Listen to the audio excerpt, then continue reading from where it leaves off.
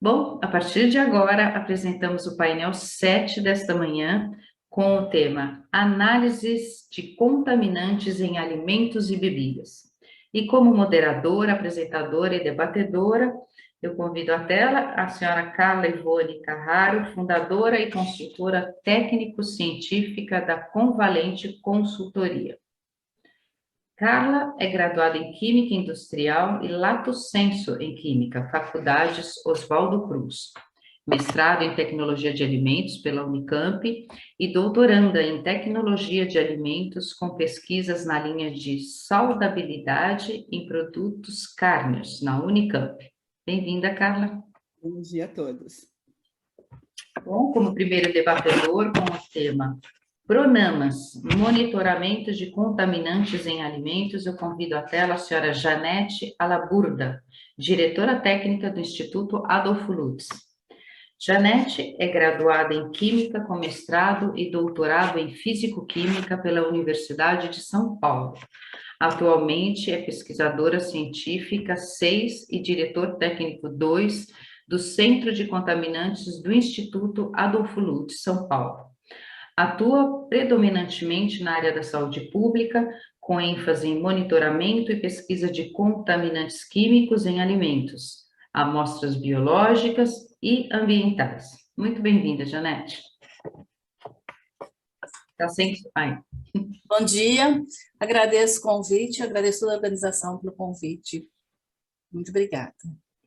Bom, como segundo debatedor, com o tema Plano Nacional de Controle de Resíduos e Contaminantes em Alimentos, convido à tela o senhor Arilson Lemku, do CGAL, Ministério da Agricultura, Pecuária e Abastecimento. Arilson é bacharel e doutor em Química pela UFSC, foi docente e pesquisador na UCB, Faculdade JK e Anhanguera. Foi membro da Câmara de Assessoramento da FAP, do Distrito Federal. Perito na Polícia Civil e químico na UNB. Atualmente é AFFA do Ministério da Agricultura, MAPA e docente do Instituto Federal de Brasília. Muito bem-vindo, Arilson. Bom dia, muito obrigado pelo convite e agradeço mais uma vez. Bom, e como terceiro debatedor, com o tema Análise de resíduos de drogas veterinárias de uso proibido para o atendimento ao PNCRC, convido a tela o senhor Carlos Juliano da Silva, auditor fiscal federal agropecuário da Unidade de Resíduos e Contaminantes em Alimentos do Laboratório Federal de Defesa Agropecuária, LFDA de São Paulo. Carlos é graduado e mestre em Química, auditor fiscal federal agropecuário, responsável pela Unidade de Resíduos e Contaminantes em Alimentos do LFDA de São Paulo. Tem experiência no desenvolvimento e validação de métodos para análise de resíduos e contaminantes em alimentos e também como avaliador em auditorias de laboratórios com foco na ABNT ISO 17025. Muito bem-vindo, Carlos. Obrigado. Bom dia a todos. Bom dia. Agradeço mais uma vez a oportunidade de estar aqui hoje para a gente discutir um pouco sobre esse tema aí, que eu diria empolgante. Tenham todos um bom dia e em breve a gente se encontra novamente. Bom, passo a palavra então à moderadora para iniciar as apresentações. Vamos lá, Carla. Pessoal, novamente, bom dia a todos. Então, estamos aí nessa quarta manhã do nosso evento, Metro Alimentos 2022, com o último painel, né? Mas, como diz o ditado, os últimos serão os primeiros, né? Para a gente fechar aqui com chave de ouro, que é o painel Análise de Contaminantes em Alimentos e Bebidas. Para contextualizar esse importante tema, né, nós falamos nesses 4 dias aí de metrologia em alimentos, né, com diferentes aspectos na parte de incerteza, ensaio de proficiência, inteligência artificial, análise de riscos, fraudes, né, que foi o tema que ontem foi falado também, discutido, e a parte de contaminantes em alimentos, ela é desafiadora em 2 sentidos. começa pelas técnicas analíticas, que são totalmente diferenciadas para que a gente consiga os limites de quantificação e detecção adequados, e depois de conseguirmos, né, analisar esses contaminantes, esses resíduos em pequenas quantidades, ainda temos o desafio de metrologicamente, né, conseguirmos ainda fazer cálculo de incerteza e tudo mais, então não é uma tarefa fácil.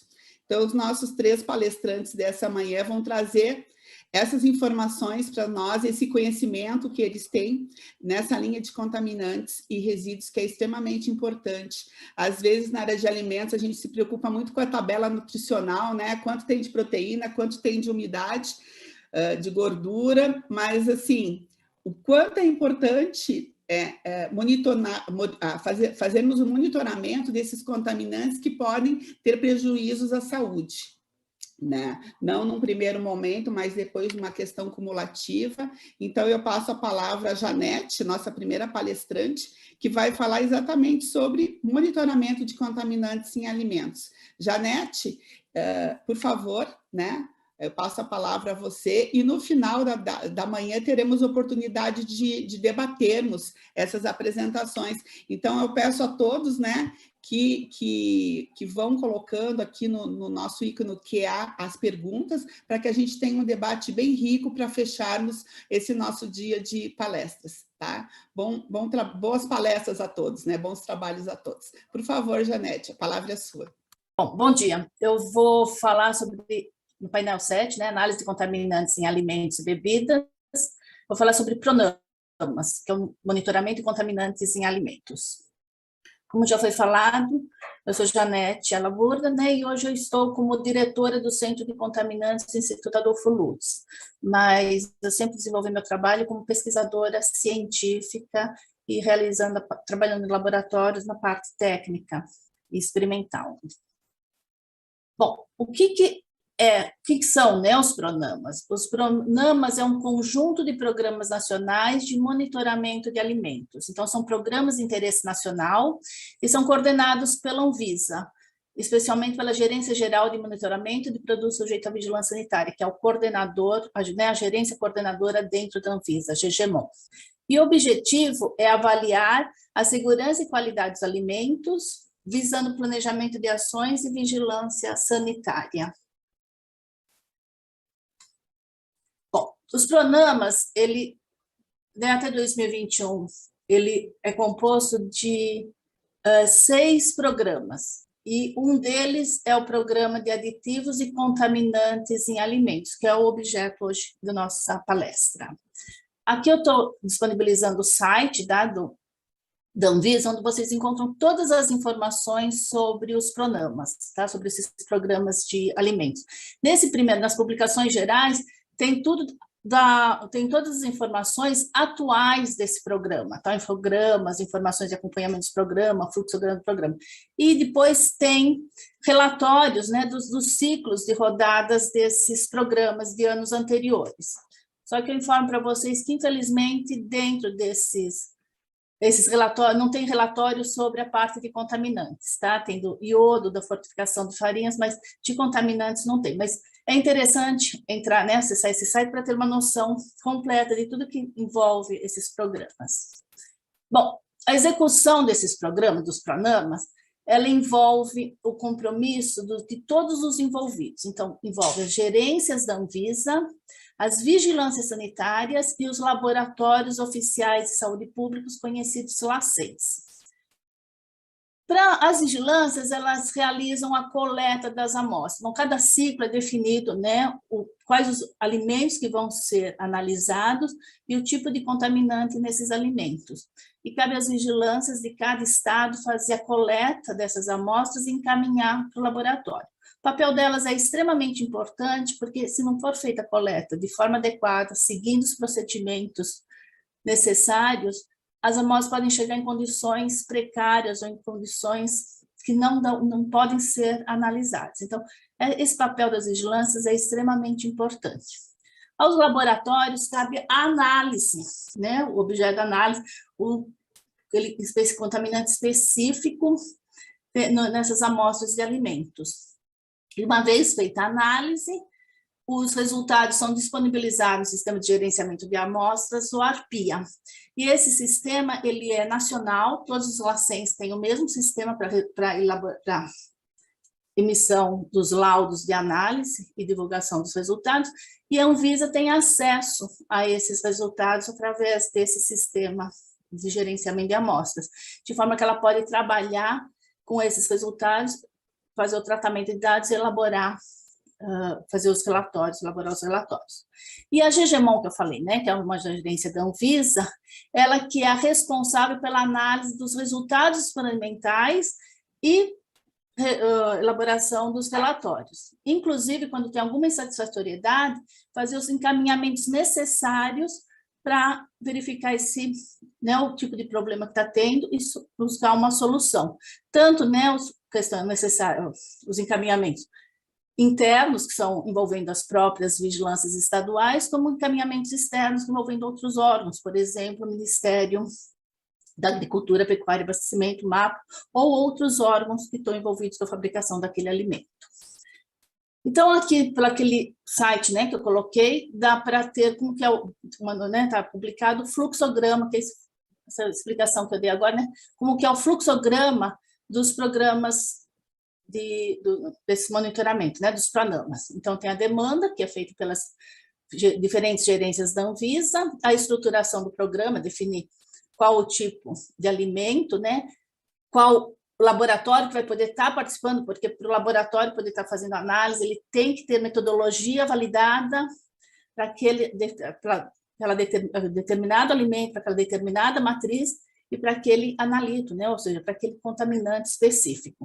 Uma vez definido, né, como vai ser, quais alimentos vão ser analisados, quais analíticos vão ser pesquisados, se faz o plano amostral, e esse plano amostral tem que ser articulado com as vigilâncias sanitárias e com os laboratórios. Para quê? Para ver qual que é a capacidade de coleta que as vigilâncias estaduais têm, bem como para poder estar vendo qual o laboratório que vai poder estar analisando aquele dado alimento, aquele dado contaminante. Uma vez definido, né, a capacidade analítica e a capacidade amostral, que começa o ciclo, né? Começa a rodar o ciclo daquele programa, com as coletas, análises e o envio dos resultados.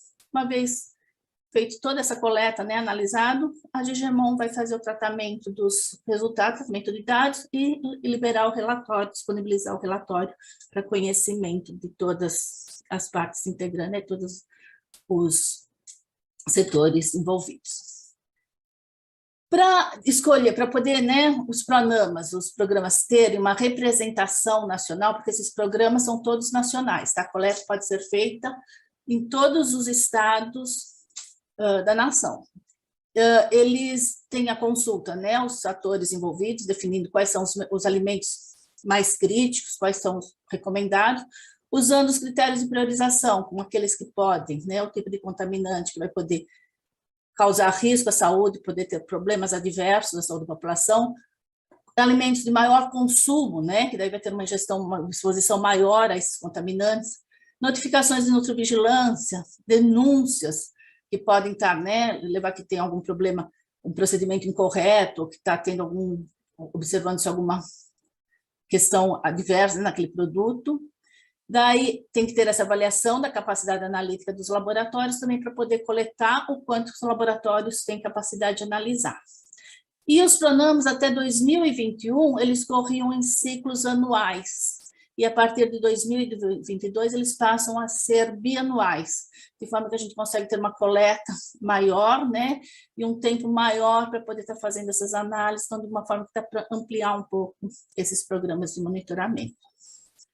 Bem, o objeto, né, da minha apresentação é especificamente o programa de monitoramento de aditivos e contaminantes em alimentos. Bom, um contaminante, né, qualquer substância não intencional adicionadas aos alimentos e que pode estar presente devido a qualquer etapa do processo de produção. Pode ser desde a matéria-prima, né, que pode ter uma contaminação, muitas vezes por contaminação ambiental, até a questão da embalagem, transporte, que pode permitir a migração, né, de algum tipo de contaminante para alimentos. Então, ele sempre é uma substância não intencional que está presente no alimento. E o Programa de Monitoramento de Aditivos e Contaminantes em Alimentos, ele tem um nome específico, ele é definido como PROMAC. Então, PRONAMAS, né, o conjunto de todos os programas de monitoramento. O PROMAC é um programa específico de monitoramento de aditivos e contaminantes em alimentos. Eu vou falar mais especificamente só da questão dos contaminantes.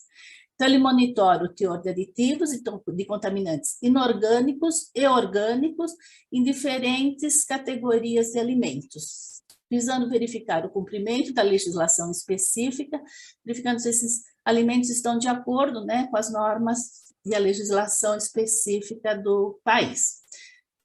A Resolução RDC 487/2021 e a Instrução Normativa 88/2021 estabelecem os limites máximos tolerados de contaminantes em alimentos e os princípios gerais para o estabelecimento e os métodos de análise para fim de avaliação desta conformidade. Então, o PROMAC, ele é baseado nessas duas legislações específicas. E tem como objetivo, né, como eu já falei, avaliar a presença de contaminantes em alimentos comercializados no país.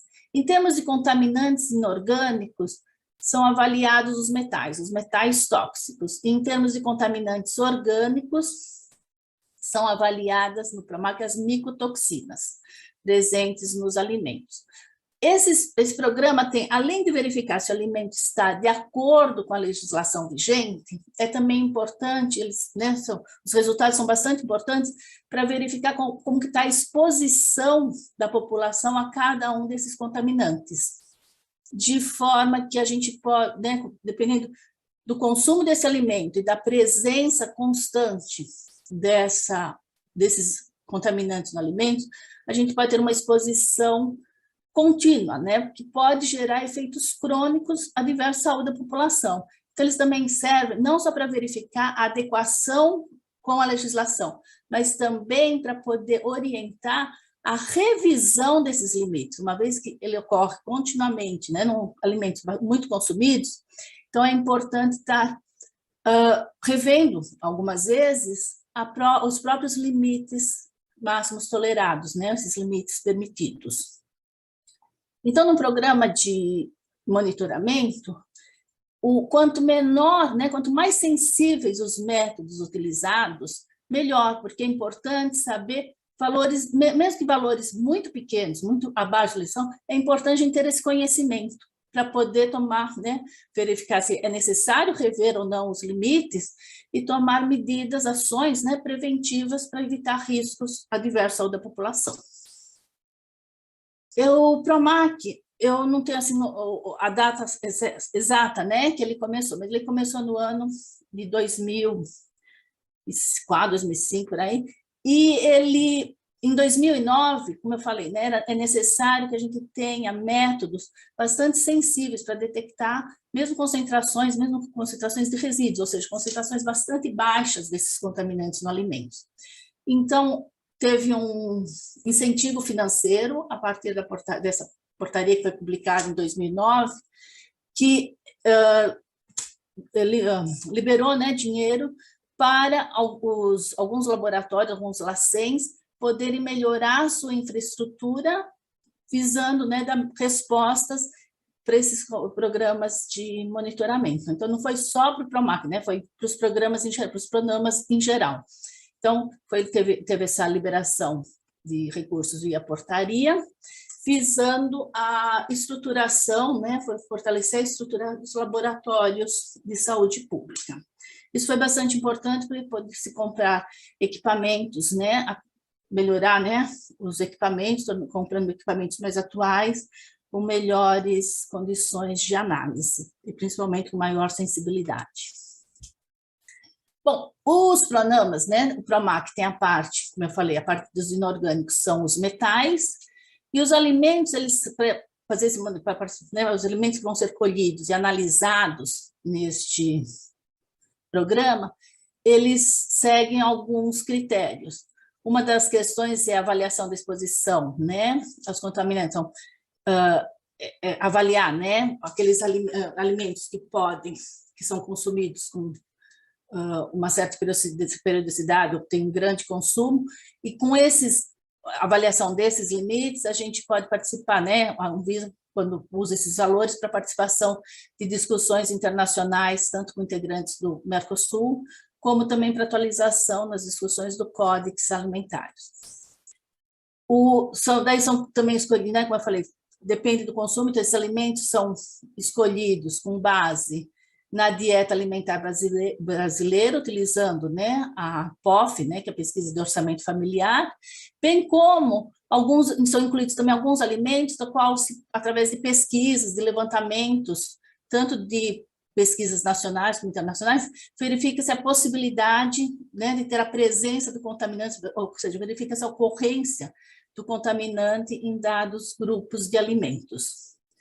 E em 2017 passou-se a ter uma preocupação também, foi incluída a categoria dos alimentos infantis, por causa da população, né, ser muito susceptível pode ter susceptível, né, a baixas concentrações podem ser prejudiciais para as crianças, né, de pouca idade. Então, também começou a ter uma preocupação em estar avaliando a presença de contaminantes nos alimentos infantis. Os metais escolhidos são chumbo, mercúrio, cádmio e arsênio. No processo da Anvisa, a gente tem, né, explicação por que desses metais, que eles são bastante tóxicos e podem, né, devido à exposição humana a esses metais, pode causar problemas adversos em diferentes órgãos humanos, né, e criar vários problemas, né, vários eventos ou doenças nas pessoas que estão expostas. E no ciclo, né, atual, esse ciclo é de 2021, mas o ciclo vai estar sendo, né, quando as amostras vão estar sendo colhidas e analisadas agora em 2022. Os metais escolhidos foram cádmio, chumbo e arsênio. Os 3 metais vão ser, né, basicamente, as categorias de alimentos escolhidos foram alimentos à base de cereais para alimentação infantil, alimentos de transição para lactentes e criança da primeira infância, o arroz branco polido integral e fórmulas infantis. E no caso do chumbo, especificamente, também entrou a colheita, né, de amostras de chocolates e produtos à base de cacau, tanto com valor acima ou menor de 40% de cacau.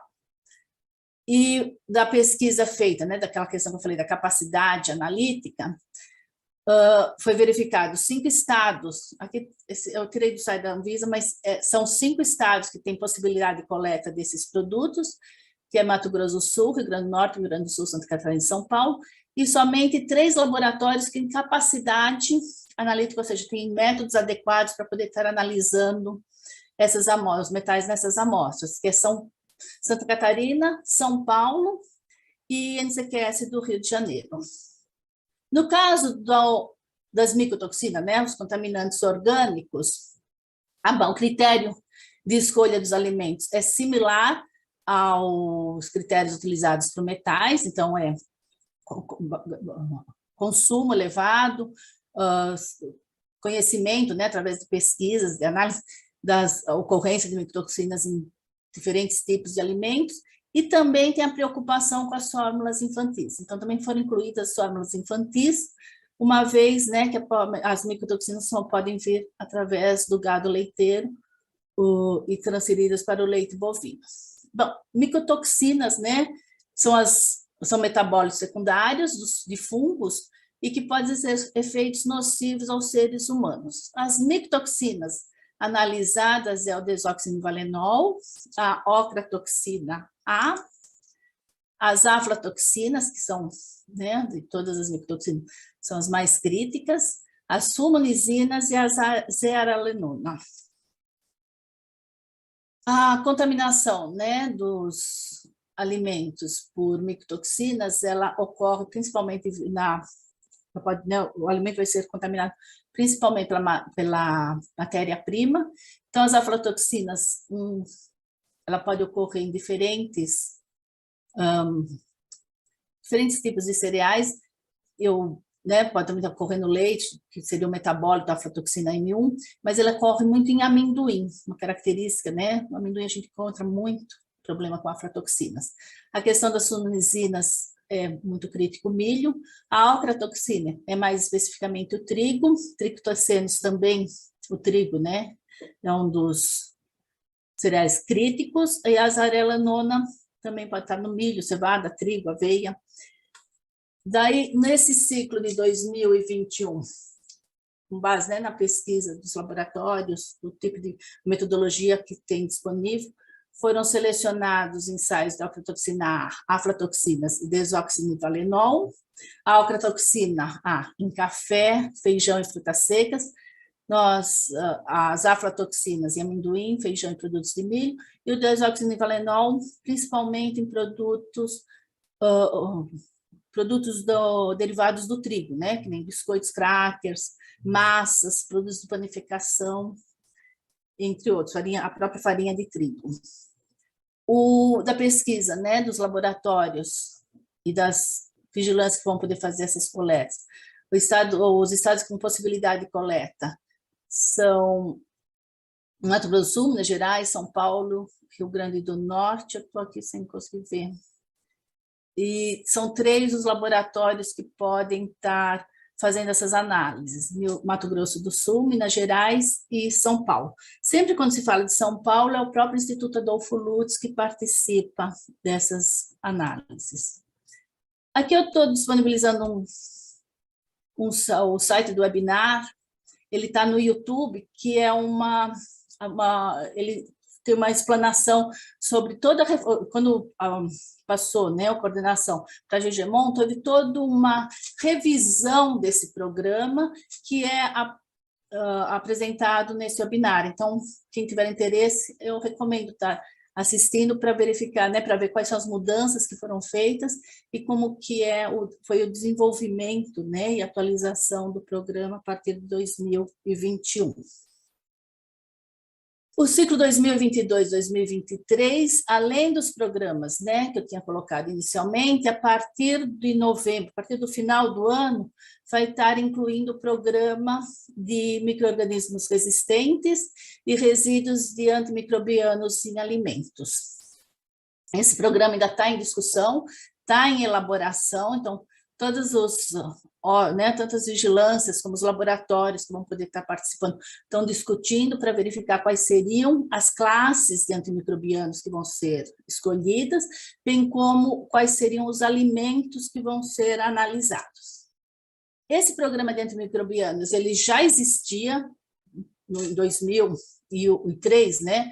Saiu uma resolução do Ministério da Saúde criando o programa, que na verdade é o Programa de Análise de Resíduos e Medicamentos Veterinários em Alimentos de Origem Animal, a abreviatura é PANVET, e ele teve alguns anos, né, teve o ciclo de coleta de amostras e análise, e basicamente se analisou, a matriz mais utilizada, o alimento mais analisado foi o leite, e foram várias classes de medicamentos veterinários analisados. Então, no final, só no último ano, teve uma coleta de ovos também, mas basicamente esse programa, quando rodou, quando estava, né, estava ocorrendo, ele se fixou na matriz leite. Além dos programas, né, dos PRONAMAs, nós temos outros programas entre os nacionais, a gente tem o programa PARA, que é o Programa de Análise de Resíduos de Agrotóxicos e Alimentos. Então, esse também é um programa nacional, um programa de monitoramento que avalia os resíduos de agrotóxicos e alimentos. Ele não faz parte dos PRONAMAs, tá? Por questões administrativas aí. Mas ele também é um programa de monitoramento extremamente importante. É o programa mais antigo que nós temos da Anvisa, que vem ocorrendo, né, continuamente. Então, ele foi criado em 2001 e ele sempre... Quer dizer, ele não deixou de existir, ele ocorre, né, os ciclos dele ocorrem continuamente todos os anos. E daí, aqui está o site, né, se quiserem pesquisar, nesse site tem todos os relatórios, os produtos que foram analisados, tem os dados, né, sobre a contaminação avaliada, Então, desde a sua criação, já analisou mais de 35 mil amostras, é uma quantidade bastante grande de diferentes tipos, né, de alimentos, tanto alimentos processados como alimentos, né, o alimento cru, o vegetal em si, frutas. Então, tem todos os relatórios com esses dados e os relatórios também com uma avaliação desses resultados. É bastante interessante.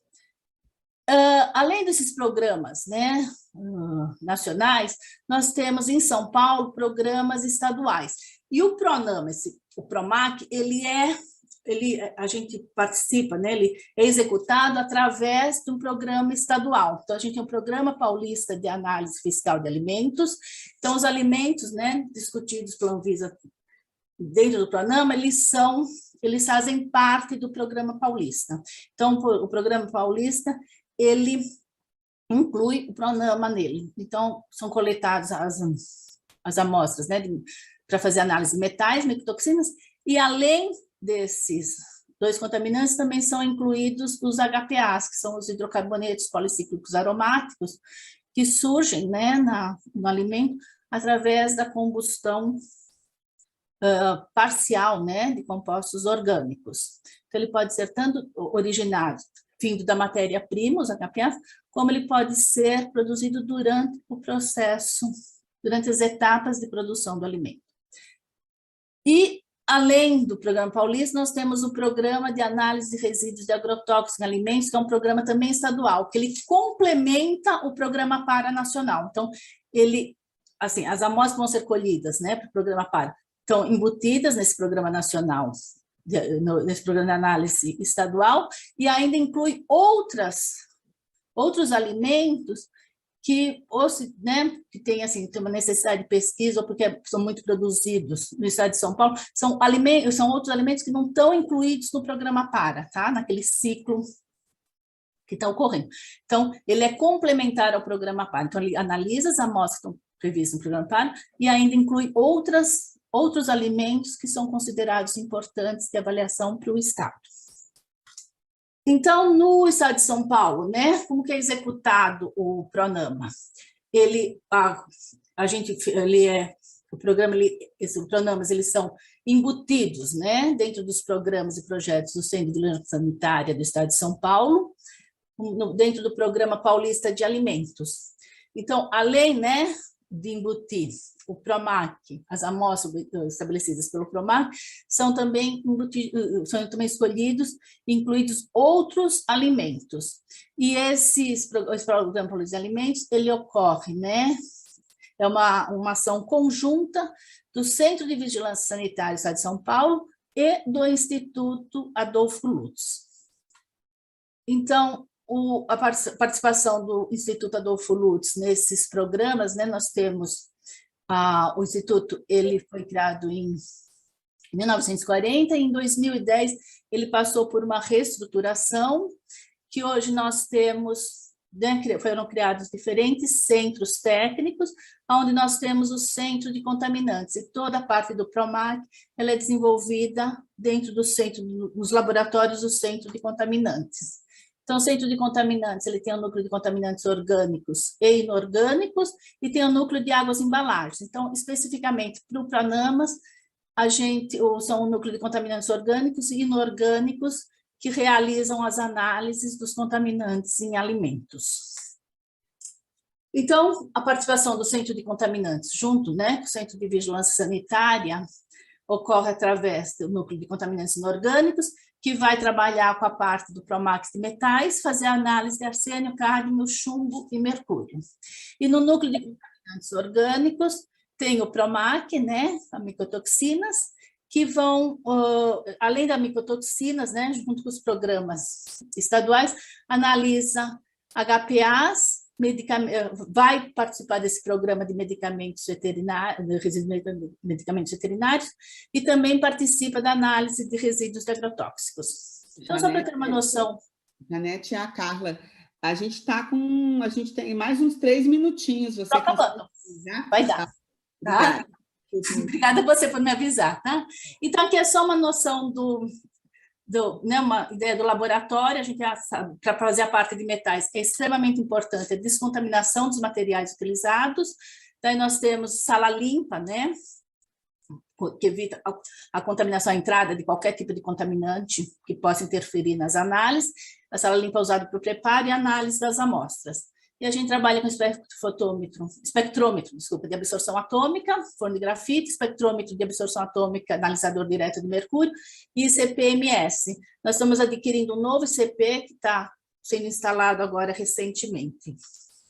Na questão dos contaminantes orgânicos, então a gente trabalha com as micotoxinas, né, faz análise de medicamentos veterinários, hidrocarbonetos policíclicos aromáticos. O laboratório também tem toda uma parte de preparo de amostras, e nós trabalhamos praticamente com cromatografia líquida. Então, aqui estão os equipamentos, desculpa, aqui é um LC-MS-MS, tá? Então tem o PLC, os cromatógrafos líquidos convencionais, e um LC-MS-MS.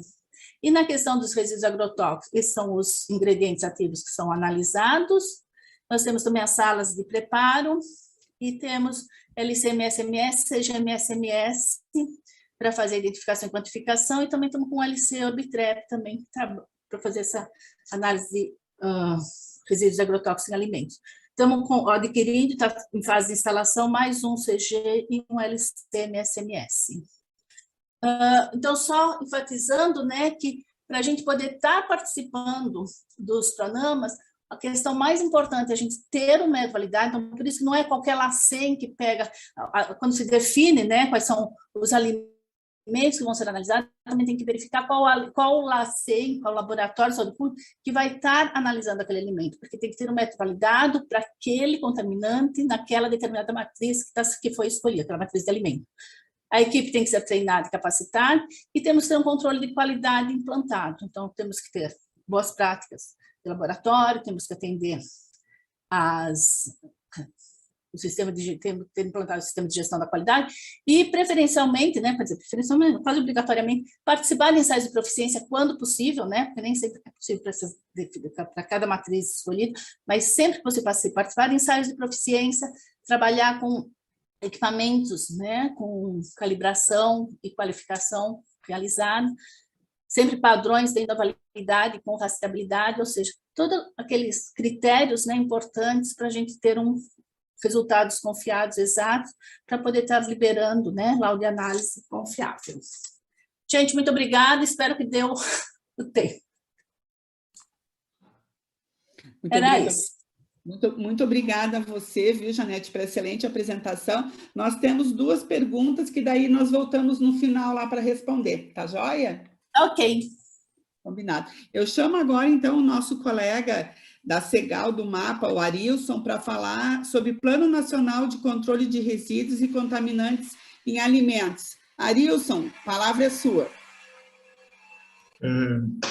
Muito obrigado, bom dia mais uma vez. Está aparecendo a tela, né? Sim? Tá tudo ok. Ok.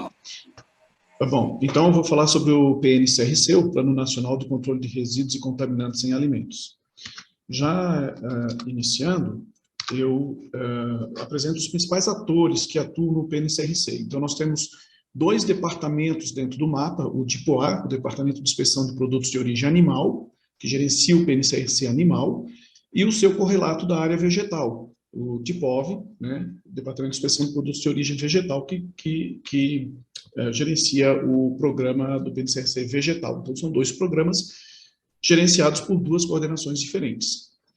Nós temos ainda como ator principal a CEGAL, que é a coordenação de laboratórios, que é a coordenação que recebe as demandas desses departamentos e encaminha para os LFDAs. Os LFDAs são, aqui no caso, o 4º principal ator, são os laboratórios que executam as análises de rotina e eles também executam análises exploratórias com o objetivo de auxiliar a fiscalização, eventualmente, para verificação do sistema produtivo, dos índices de ocorrência e níveis de ocorrência de determinados contaminantes ou resíduos, então, para auxiliar os departamentos, e também, inclusive, a Anvisa, para fazer exatamente esse levantamento de ocorrência, objetivando a definição de limites regulatórios, principalmente para o caso de contaminantes. Os LFDAs não são os únicos laboratórios que aportam essas informações, mas também é uma ação que eles também executam. Então, de uma maneira mais didática, o que nós temos é isso, né? O DIPOA e o DIPOV, passando a demanda para a CEGAL organizando as demandas e encaminhando para os nossos até 6 laboratórios federais de defesa agropecuária. Em relação ao PNCRC animal, existe uma normativa, que é de 99, que define e estabelece o plano. E no PNCRC vegetal, nós temos uma normativa correlata, que é de 2008, que também estabelece o plano da área vegetal. Desculpem. Os princípios gerais dos PNCRCs, né? As amostras são oficiais, ou seja, elas têm que ser coletadas por agentes públicos servidores do MAPA, ou AFAs, né, auditores fiscais, agentes de inspeção e agentes de atividade agropecuária, se não me falha a memória. Em alguns casos, essas coletas também podem ser feitas por fiscais estaduais, quando, para o caso do DIPOV, para as amostras do DIPOV, quando há convênios, né, entre o DIPOV e esse estado. As amostras elas devem ser rastreáveis até o produtor, então a maioria delas não é coletada no produtor, na produção, ela é coletada durante o processo produtivo, mas é necessário ter o rastreio até o produtor. Essa é uma forma de fazer a coleta ser mais eficiente, vamos dizer assim, em termos de custos para o Estado, né? Os métodos analíticos eles devem ser todos validados. Para os nossos laboratórios, nós temos um manual próprio, a gente chama de MGQA, é o Manual da Garantia da Qualidade Analítica da área específica, no caso, a área de resíduos e contaminantes e alimentos. Então, os métodos analíticos têm que ser validados conforme esse manual, e os ensaios, na sua grande maioria, a gente, né, cobra que eles sejam acreditados na ISO 17025. Obviamente, o método, quando ele é recém-validado, naquele momento ele não se encontra ainda acreditado no Inmetro, mas, tão logo quanto possível, o laboratório solicita a acreditação. Esse manual, não só o manual de validação, né, mas como todo o processo dos laboratórios, todas as etapas laboratoriais, elas, de uma maneira geral, a gente segue referências internacionais, tá? Para que isso? Por que isso? Para que o nosso programa, o PNCRC, seja considerado equivalente aos aos programas correlatos dos parceiros comerciais, né? Então, por exemplo, a União Europeia vem ao Brasil, avalia o sistema, verifica se o programa nacional é equivalente ou não ao deles, para verificar se é aceito ou não. E então, em sendo aceito, na maioria dos casos a gente é aceito, nós temos poucos problemas relacionados a isso. Então, o país pode exportar para aquele país que nos auditou, né? Então, é para ganhar equivalência e ser considerado como habilitado para exportação. Os objetivos, de uma forma geral, dos PNCRCs são verificar o atendimento aos limites de referência, né, aos limites máximos, sejam eles para resíduos de medicamentos veterinários, resíduos de agrotóxicos, então aqui estão embarcadas as duas áreas, a área vegetal e a área animal, os limites de contaminantes inorgânicos, contaminantes orgânicos e contaminantes de origem biológica, os 3 principais tipos de contaminantes que nós trabalhamos, né? Então, o principal objetivo é verificar o atendimento a esses limites. Garantir que não há resíduo de substâncias proibidas na matéria que é produzida, no alimento que é produzido. Realizar levantamento de ocorrência de resíduos, como já comentei anteriormente. Tomar decisão e ações de controle e definição de limites, também comentei antes. E investigar e até mesmo autuar descumpridores desses regulamentos, tanto na área vegetal quanto na área animal. Agora, sendo um pouquinho mais específico, falando um pouquinho do PNCRC animal, né, as amostras, né, elas são coletadas todas de forma aleatória, então existe uma ordem de coleta que é definida aleatoriamente por um programa, né, um sistema aqui na sede, aqui em Brasília.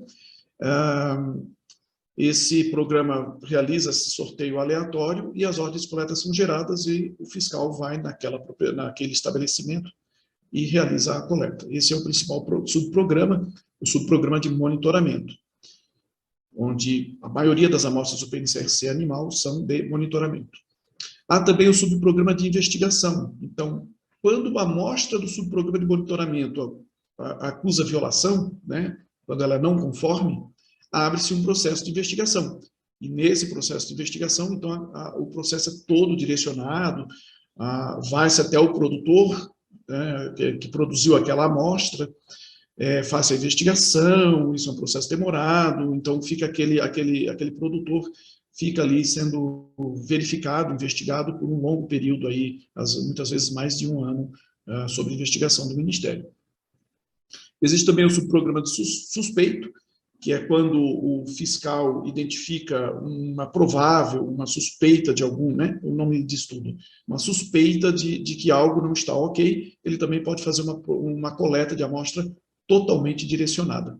E tem o subprograma de produtos importados, esse aqui já está mais relacionado aos nossos vigiagros, né, que são a coordenação que está responsável pela entrada e saída de produtos do país, né, está relacionado com as alfândegas. Então, no programa animal, do PNCRC animal, esses são os principais subprogramas que ali existem. Na área vegetal, nós temos uma abordagem um pouco diferente. Até algum tempo atrás, o programa também era com coletas totalmente aleatórias, mas houve algumas mudanças recentemente, né? Então, a amostragem ela é baseada no consumo, né, da população brasileira, baseada no escopo significativo dos produtos de origem vegetal, enfim, está baseada em várias outras características, né?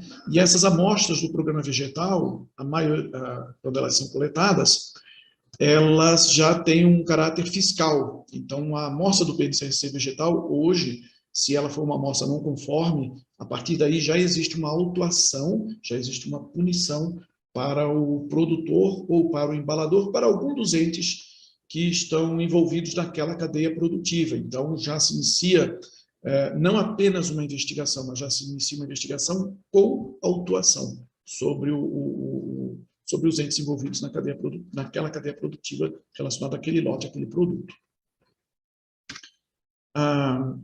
Ambos os programas possuem manual muito bem definido, já é um manual até um pouco antigo, eles certamente serão revisados em breve, né, cujo objetivo é harmonizar o processo de coleta, os procedimentos, métodos de amostragem, as informações relevantes que devem ser documentadas em cada amostra coletada, para se garantir a correta custódia da amostra, a integridade dela, a qualidade dela, no momento em que ela chega ao laboratório.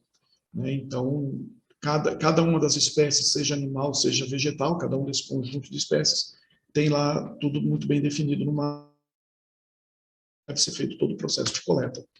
Aqui eu mostro um exemplo de músculo, né, no caso do PNCRC animal, tem as fotos, como deve ser feita a coleta, como deve ser embalado, documentação, lacre, como deve colocar na caixa, questão do gelo, etc. Temperatura da amostra, né, que a amostra tem que chegar no laboratório na temperatura certa. As amostras coletadas no PNCRC animal, elas normalmente são coletadas nos estabelecimentos federais, né, de inspeção federal, na linha de abate dos frigoríficos, né? Mas no caso de leite, normalmente é um pouco diferente, porque se for coletado dentro dos cifres, dentro dos laticínios, ali o leite já está todo misturado, não conseguem trazer a rastreabilidade e identificar de onde veio aquele leite, de qual produtor veio aquele leite. Então, no caso do leite é um pouco diferente, muitas vezes a coleta do leite é feita na própria propriedade, né? Ovos e mel normalmente são coletados nas unidades de beneficiamento, né? A ideia sempre é essa, a ideia é coletar antes de que aquela amostra seja misturada com outras e não se consiga mais identificar de onde ela veio, qual produtor que produziu aquela amostra, né? O PNCRC animal, aqui também olhando dentro do manualzinho de coleta, nós temos os exemplos, as fotos, né? O saco lácteo do Ministério, a caixa. As coletas na área vegetal, elas normalmente são feitas nos centros de distribuição, nos atacadistas, nos beneficiadores e embaladores. dificilmente se coleta nos supermercados, mas nos CEASAs já é bastante comum, né? Sobre a parte dos laboratórios, então a amostra foi coletada nesses locais aí que eu mostrei, dessa forma aí que eu expliquei, e essas amostras então são enviadas para os laboratórios.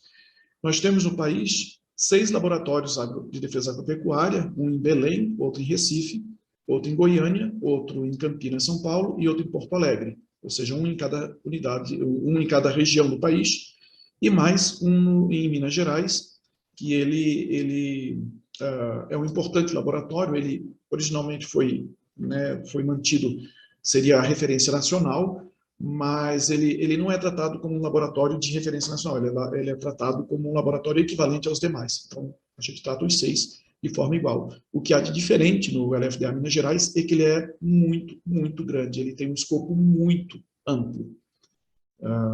Essa é a principal diferença, mas todos são tratados de forma igual. Então, no PNCRC animal, os LFDAs que são envolvidos nas análises são os LFDAs de Goiás, Minas Gerais, São Paulo e Rio Grande do Sul. Goiás realiza basicamente os ensaios de agrotóxicos em produtos animais, né, em músculo, ovos, leite, mel, peixe e camarão. O LFDA Minas também realiza esses mesmos ensaios de agrotóxicos, essas mesmas análises de agrotóxicos em leite e mel. Além disso, o restante do programa, né, anabolizantes, beta-agonistas, antimicrobianos, uma boa parte deles, antiparasitários, avermectinas, nitrimidazóis, benzimidazóis, corantes, dioxinas, furanos, PCBs, dioxina-like, os contaminantes inorgânicos, micotoxinas. Eu já vi que tinha uma pergunta no chat, aqui no caso de Minas Gerais, contaminantes inorgânicos apenas os totais, não análise por especiação. São Paulo realiza análise de anabolizante, beta-agonistas, tireostáticos, nitrofuranos, organoclorados, PCBs não dioxina-like, contaminantes inorgânicos também, contaminantes totais. O LFDA Rio Grande do Sul, que analisa uma série de antimicrobianos, o escopo mais amplo que nós temos de antimicrobianos, anti-inflamatórios, sedativos, avermectinas, anticoxidianos, contaminantes inorgânicos totais, e aqui, já respondendo, no caso do mapa, já respondendo uma das perguntas, também agora nós iniciamos a especiação de arsênio por ICP-MS no LFDA Rio Grande do Sul, então começamos a fazer isso lá também. No PNCRC vegetal, os principais laboratórios envolvidos são Goiás, Minas Gerais, Pará e Rio Grande do Sul. E aqui nós temos três grandes sub-áreas, vamos dizer assim, no PNCRC vegetal, né? Nós temos a área de resíduos de agrotóxicos, que são feitos em Goiás e Minas Gerais. Goiás fica responsável pela classe de alto teor de água, então, e clorofila, então vai aí alface, banana, morango, pera, né, esses frutos em geral. Minas Gerais fica com os demais, as espécies, as culturas de alta acidez, alto teor de amido e alto teor de óleo. Então vai lá arroz, feijão, milho, soja, abacaxi, laranja, limão, né? Além disso, Minas Gerais também realiza alguns ensaios do que a gente chama de métodos singles, que são aqueles analíticos, aquelas substâncias que não são extraíveis pelo método de multiresíduos. Então, é um método à parte só para fazer o monitoramento daqueles outros ensaios, tais como glifosato, paraquat, no momento o paraquat ainda não está no escopo, mas, enfim, glifosato e outros, né? O LFDA Pará e o LFDA Minas, eles realizam os ensaios de micotoxinas, então a gente distribuiu de maneira que o Pará faz análise de micotoxinas, no caso são as aflas, né, as 4 aflas em amêndoas e amendoins. O LFDA Minas realiza as demais matrizes, as demais espécies. O Pará começou agora também com ocratoxina A em vinho, suco de uva e... isso. E o LFDA Rio Grande do Sul realiza também os ensaios de contaminantes inorgânicos, né? Então, fechando aqui essa parte. A validação dos métodos analíticos, né? Então, daqui a pouquinho o Carlos Juliano vai falar sobre a validação do método que eles fizeram lá. Eles devem certamente ter respeitado também esse manual aqui, que é o que eu comentei, o MGQA, o Manual da Garantia da Qualidade Analítica para a área de resíduos e contaminantes. Esse manual, ele visa, né, harmonizar os procedimentos e critérios para validação do método. Internalização, isso é um ponto importante, internalizar os critérios que são aceitos internacionalmente, que são considerados internacionalmente. Senão os nossos parceiros comerciais vão considerar que o método não está adequado para eles, né? Então, todos os métodos devem, né, ser validados conforme o MGQA e sempre, preferencialmente, que eles sejam acreditados no Inmetro tão logo quanto possível na ISO 17025. E aqui estão os principais, atualizados, né, as duas principais referências internacionais, um da área animal, outro da área vegetal, que auxiliaram a produzir esse manual. Em relação à área animal, eu quero só atentar para o fato de que o manual, quando foi elaborado, a diretiva principal que se utilizava na área animal era a 657, e ela foi recentemente, agora em 2001, atualizada para a 808. Então, a gente está ainda nesse déficit de fazer a atualização desse manual para a diretiva 808. Mas está tudo bem, tem um prazo ainda de 5 anos, se eu não me engano, então tem mais alguns anos ainda para a gente fazer essa adequação. Agora, falando um pouquinho mais do dia a dia, da programação, né? Na área animal, a gente tem, por exemplo, essa tabela, essa foi uma tabela mais antiga, em que a gente define as coletas, né? As semanas de coleta e o quantitativo de coleta de cada grupo químico, aqui o grupo químico que a gente apelida, né? Que a gente codifica como ATB19, na espécie bovino, na espécie aves, na espécie suíno. Nós temos aqui as semanas, né? Primeira semana, segunda semana, terceira semana do programa, e nós temos aqui o mês e dia correspondente àquela semana, quando o sorteio aleatório é realizado ou será realizado. Então, nós temos um planejamento anual para cada grupo químico, indicando também qual LFDA que vai receber essas amostras. E vocês podem perceber que o grupo ATB 1819 vai para o Rio Grande do Sul, porque ele é que tem esse método validado. O grupo BTG8, ele vai para Minas Gerais, porque esse é o laboratório que tem esse método validado. E o grupo aqui, Clorados 2, vão todas as amostras de todas as espécies para o LFDA São Paulo, porque é ele que tem esse grupo químico validado. E aqui uma outra diferença importante é que o quantitativo anual a ser cumprido, ele varia conforme o grupo químico. Tem casos aqui, ó, a soma de ATB 18 com 19, em que nós estabelecemos um total anual de 600 amostras. Então, tem análise toda semana, tem coleta e análise toda semana. Mas existem outros grupos químicos que o quantitativo necessário para o monitoramento, ele é menor. Ele não há necessidade de se coletar tanto.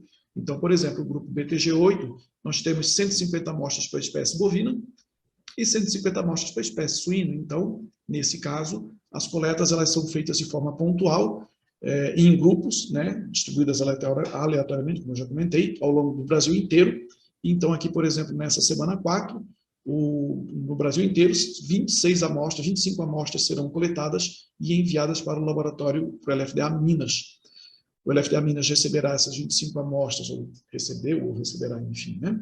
Essas 25 amostras numa janela temporal curta, pequena, então ele fecha aquele lote e realiza a análise de todo aquele lote de uma vez só.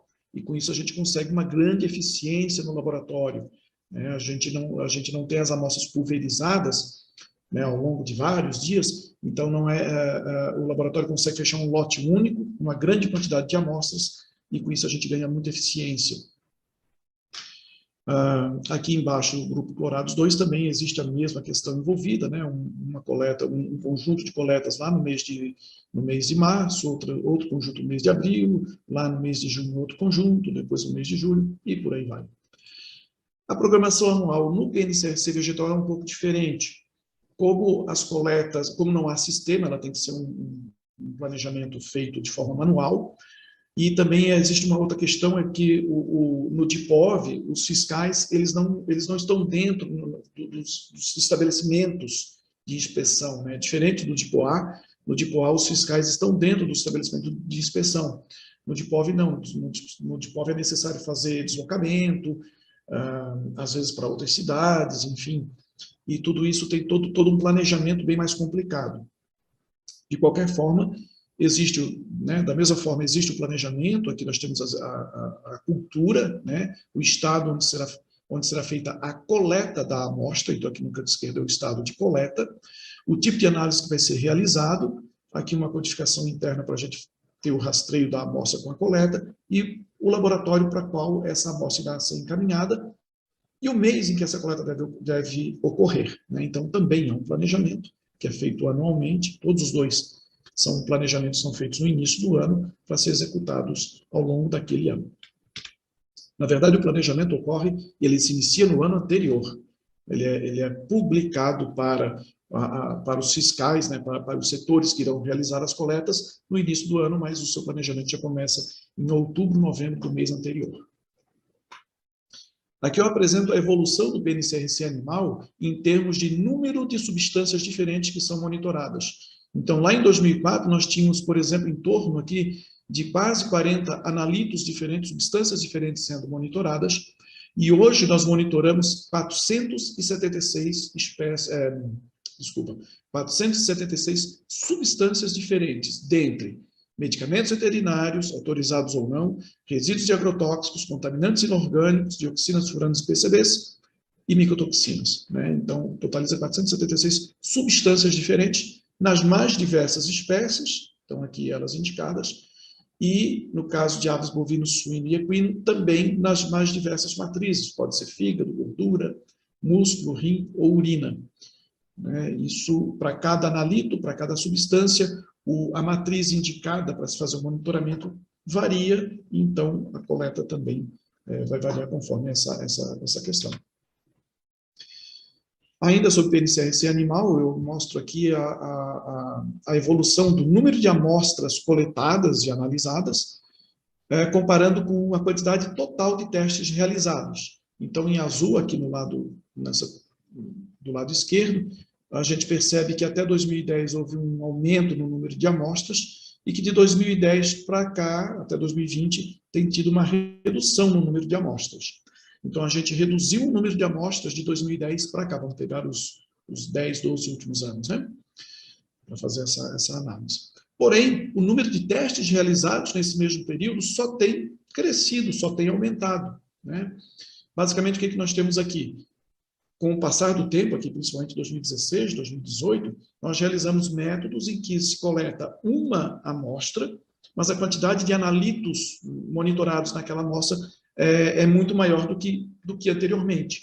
Então, nós temos métodos que anteriormente analisavam-se, por exemplo, 10 analitos, o laboratório faz uma evolução, faz a aglutinação, a inclusão de mais substâncias, e no ano seguinte, naquele mesmo método, já melhorado, ele consegue monitorar não apenas 10 analitos, ele já consegue monitorar 15, 20, 25 analitos, aumentando dessa forma a eficiência, porque o processo de coleta não precisa ser tão ampliado, a gente consegue reduzir o processo de coleta e mesmo assim o número de testes realizados vem aumentando.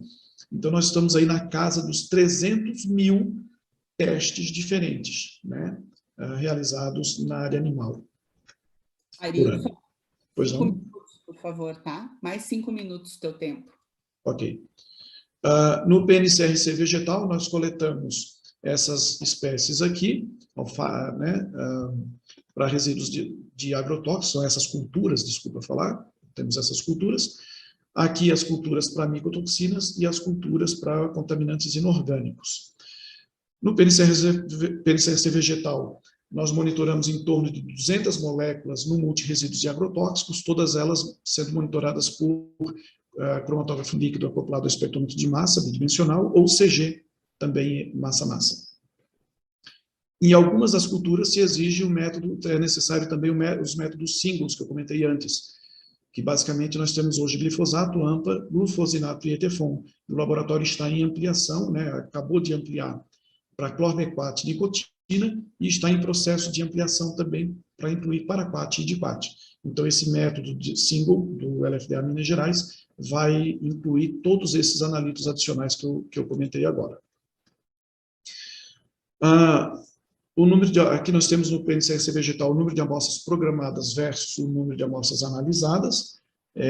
Aqui no final dos anos 2018 para cá, nós passamos a ter algum problema nas coletas, o departamento já está, né, obviamente, bastante ciente disso, e tomando as ações necessárias para resolver essa questão, de tal maneira que não haja uma defasagem tão grande entre planejamento e realização. Os resultados dos programas do DIPOA e do DIPOV, eles todos são publicados no site do MAPA, então aqui o link para essas publicações. Alguns são do PNCRC animal, outros do PNCRC vegetal. E os desafios atuais, né, que nós temos nas duas áreas. Então, no PNCRC animal, nós estamos precisando fazer alguns ajustes metodológicos para atendimento da IN 51 da Anvisa, que foi publicada em 2019. Né, até então não existia nenhuma normativa significativa para a área animal, e então a Anvisa publicou isso em 2019, e isso está nos dando, né, um considerável impacto. E a gente precisa fazer os ajustes das metodologias. E estamos fazendo, né? Não é que a gente precisa, nós já estamos fazendo, mas ainda não se concluiu. Precisamos também fazer os ajustes metodológicos para atendimento à resolução da UE 808, aquele que eu comentei antes, que é utilizado como base do Manual da Garantia da Qualidade Analítica. Precisamos também fazer alguns ajustes nos analitos a serem monitorados, a inclusão de IFAs ou exclusão de IFAs que não são necessários. Então, fazer alguns ajustes do que deve ser monitorado também estamos precisando. E, mais recentemente, os estabelecimentos frigoríficos, né, estabelecimentos municipais, estaduais e os consórcios também estão sendo incluídos, porque até então esse monitoramento era feito apenas nos estabelecimentos federais, nos CIFs. Agora a gente vai passar, estamos incluindo também os CIs e os SINs, além dos consórcios. Na área vegetal, os nossos desafios são a inclusão, né, a completude dos métodos singles, para incluir uma série de analitos que a gente, alguns, não vou dizer uma série, mas alguns importantes que a gente não tem ainda sob monitoramento. O Paraquat de 4-Cornepat, já comentei antes, a gente já estamos incluindo, já estamos passando a monitorar, mas a gente ainda tem a questão do ditilcarbamato, né, o CS2, que ele será um outro método single, e os diversos analitos conjugados, dentre eles o 2,4-D, e esse aqui também será um outro método single para monitoramento de determinadas substâncias. E, além disso, uma demanda que chegou para a gente também, que é a ampliação da capacidade operacional do laboratório, visando a cobertura do programa PARA da Anvisa, o programa eu até anotei, eu tinha esquecido, o programa de análise de resíduos de agrotóxicos da Anvisa. Então, a Anvisa, né, dialogou com a Secretaria de Defesa Agropecuária no sentido de estabelecer um programa único. E para nós aqui, o nosso entendimento, a nossa leitura, não é exatamente isso, mas nossa leitura seria como se fosse uma cobertura do programa da Anvisa, que é um programa até então, quando ele rodava alguns anos atrás, ele era um programa com um número de amostras muito mais amplo do que o nosso, e com os tipos de ensaios realizados também muito mais amplo.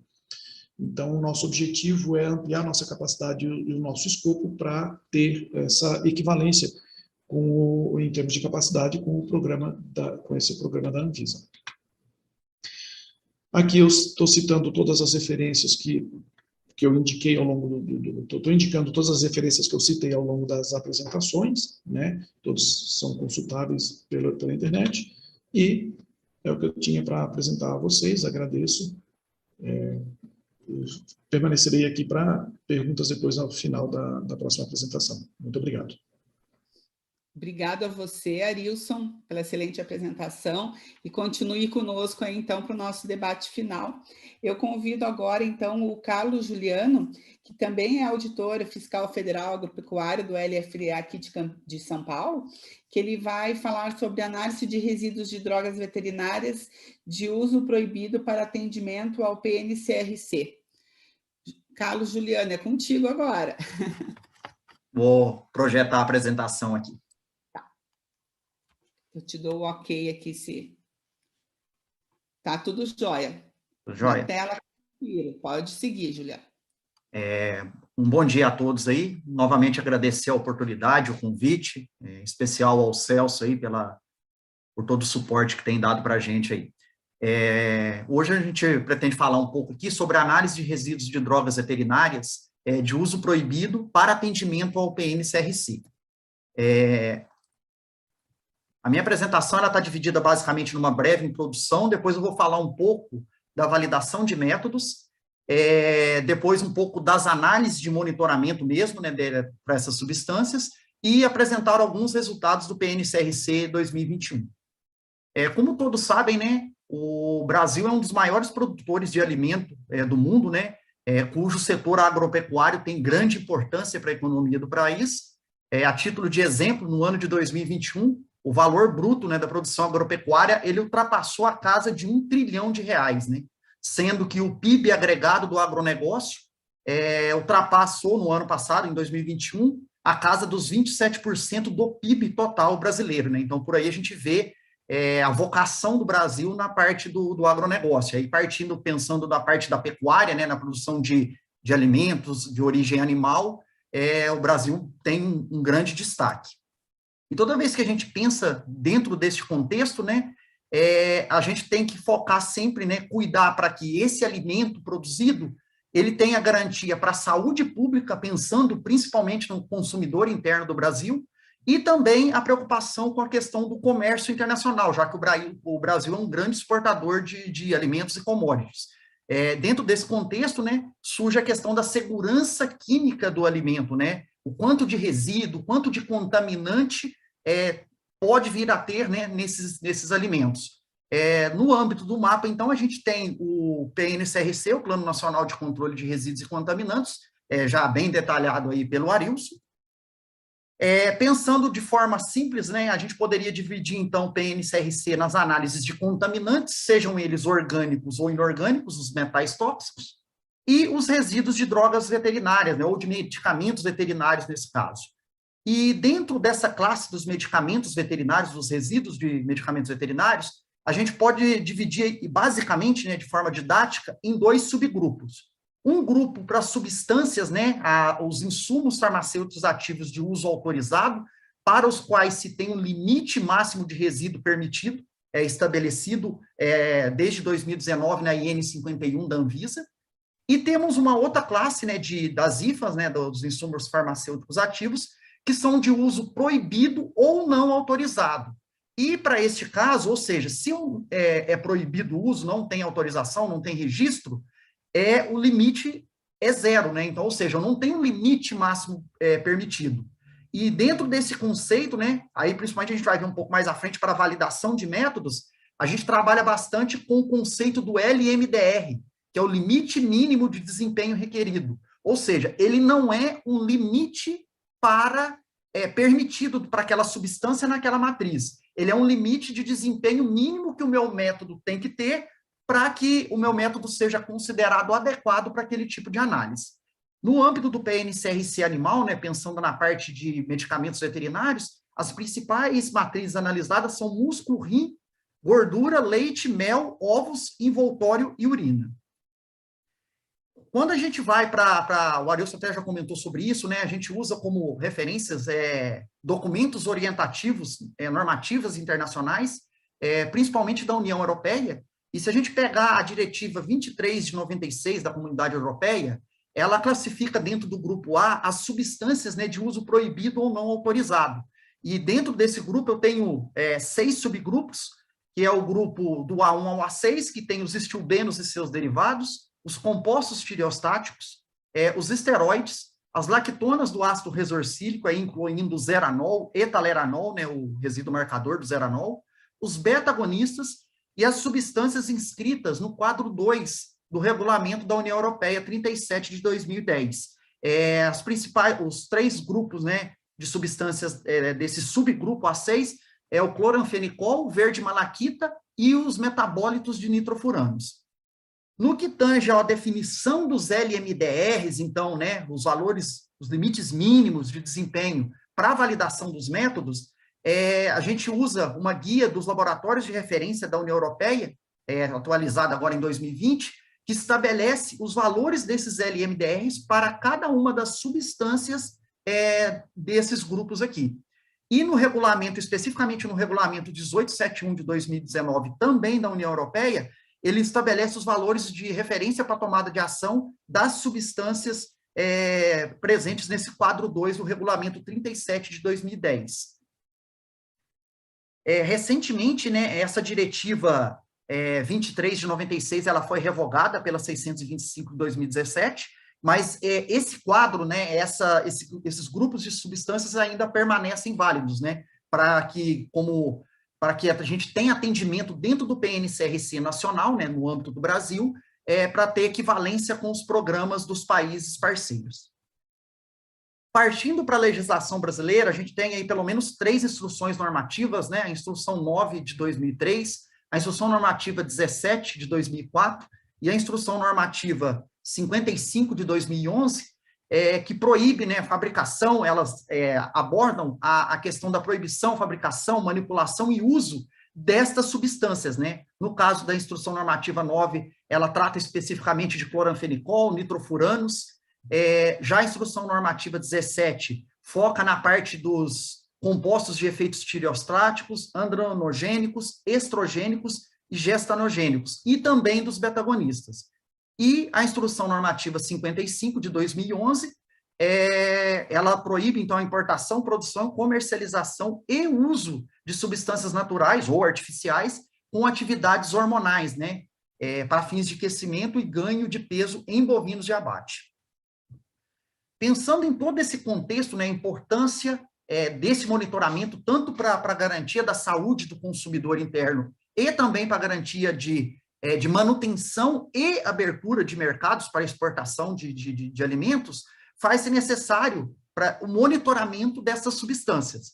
E esse monitoramento ele tem que ser feito por meio de métodos devidamente validados e em conformidade com procedimentos e critérios de desempenho comum, que visam, então, garantir a rastreabilidade junto a normas comuns. Dentro desse contexto, todos os métodos que a gente valida, né, dentro do LFDA, dos LFDAs, especificamente aqui em São Paulo, também, a gente atende a todos os critérios da ISO 17025. E a gente, então, termina a validação, submete esse método à acreditação, junto à SEGEC, né, que é a Coordenação Geral de Acreditação do Inmetro, sendo o Inmetro um signatário autorizado do ILAC, que é o organismo internacional de acreditação, né? Então, toda vez que a gente tem um método acreditado pela SEGEC e Inmetro, entende-se, né, em missões internacionais que o nosso método ele atende aos critérios de desempenho comum e tem equivalência com os métodos dos países parceiros, né? Eles não precisam necessariamente serem iguais, mas eles têm que ser equivalentes. E dentro desse contexto, se a gente trabalha com o uso de materiais adequados, materiais de referência certificados, que a gente vai falar um pouco mais à frente, participação em ensaios de proficiência, uso de equipamentos calibrados, a gente, então, dentro desse arcabouço total, a gente garante rastreabilidade metrológica e garantia da validade dos meus resultados emitidos. O que é de extrema importância esse termo, né? É a garantia da validade que surgiu, né? Tem ganhado mais força ainda, principalmente depois da revisão da 17025 em 2017. Para que a gente proceda às validações, assim como o Arilson já comentou, a gente baseia tanto em documentos orientativos internacionais, principalmente União Europeia, e internamente, em âmbito nacional, a gente usa como referência o Manual da Garantia da Qualidade Analítica, né, o MGQA, ou alguns até conhecem popularmente como Laranjinha. E, baseado nesses documentos mestres, vamos dizer assim, a gente escreve, né, estabelece os procedimentos internos, instruções de trabalho, POPs internos para procedimentar como que a gente faz cada etapa de validação e quais são os respectivos critérios de aceitação. Pensando com foco na validação de métodos para análise de drogas veterinárias de uso proibido ou não autorizado, já que o limite permitido é 0, ou seja, aquela substância não tem uso autorizado, então ela não é para estar presente nas matrizes analisadas em nenhuma extensão. Então, mais do que qualquer outro método, eu tenho que focar o meu desenvolvimento e otimização na maior sensibilidade possível, né, ou analiticamente atingível, e dando especial atenção à qualidade dos insumos utilizados, com foco em minimização de contaminação. Quando a gente fala aqui em atenção à qualidade dos insumos, vai desde solventes, reagentes de alta pureza, o cuidado no manuseio desses insumos, o uso de padrões, materiais de referência certificado ou materiais de referência sempre que disponíveis. Então, o uso de equipamentos devidamente calibrados, qualificados ou verificados.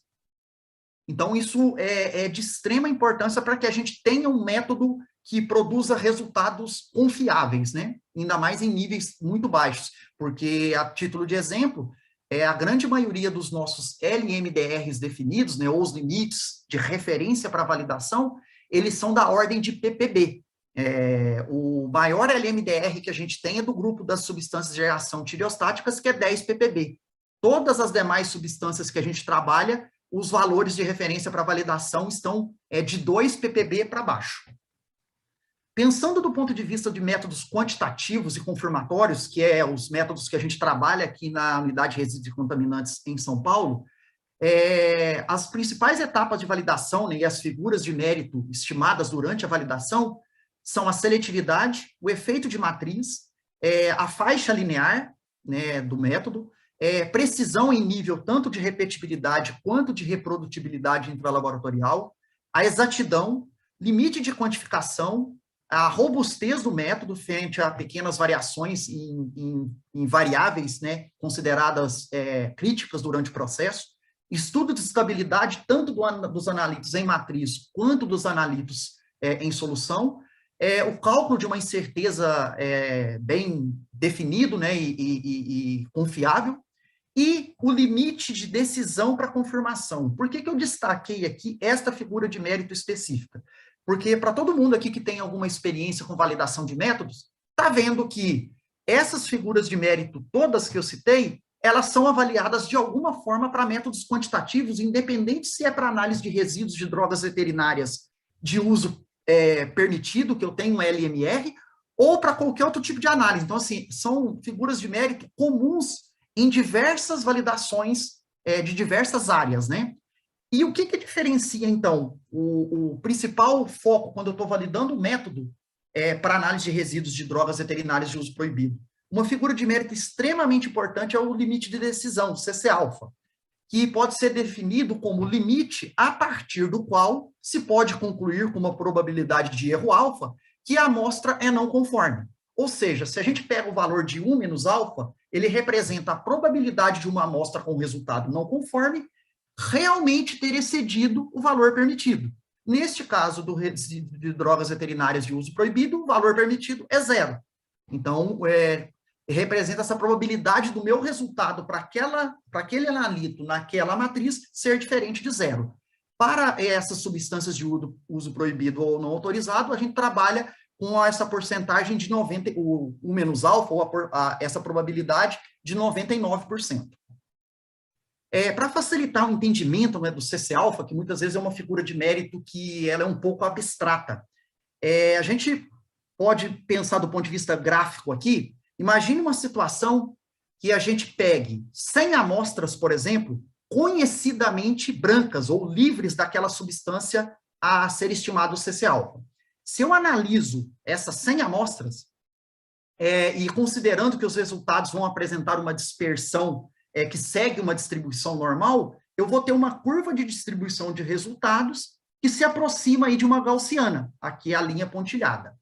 Se eu pegar o conjunto desses 100 resultados, calcular um desvio padrão, e multiplicar esse desvio padrão por 2,33, e andar à direita aqui da curva, do centro da minha distribuição, eu traço a linha que eu vou chamar, então, de CC-alfa. E o que isso representa do ponto de vista prático?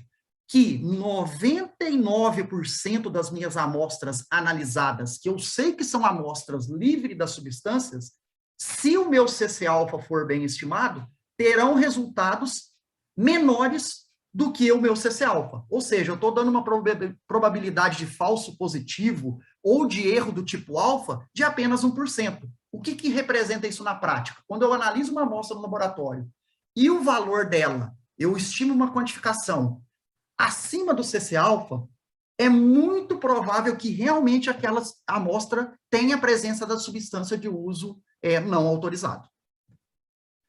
Pensando no procedimento para cálculo, existem pelo menos 3 formas diferentes, e agora até bem detalhadas no novo regulamento 808 da União Europeia, para se calcular estimar o CC-alfa. A gente usa a metodologia que é apresentada no Manual da Garantia da Qualidade Analítica, que é a análise de pelo menos 20 amostras branco fortificadas no nível de interesse, geralmente o limite de quantificação do método, ou o LMDR.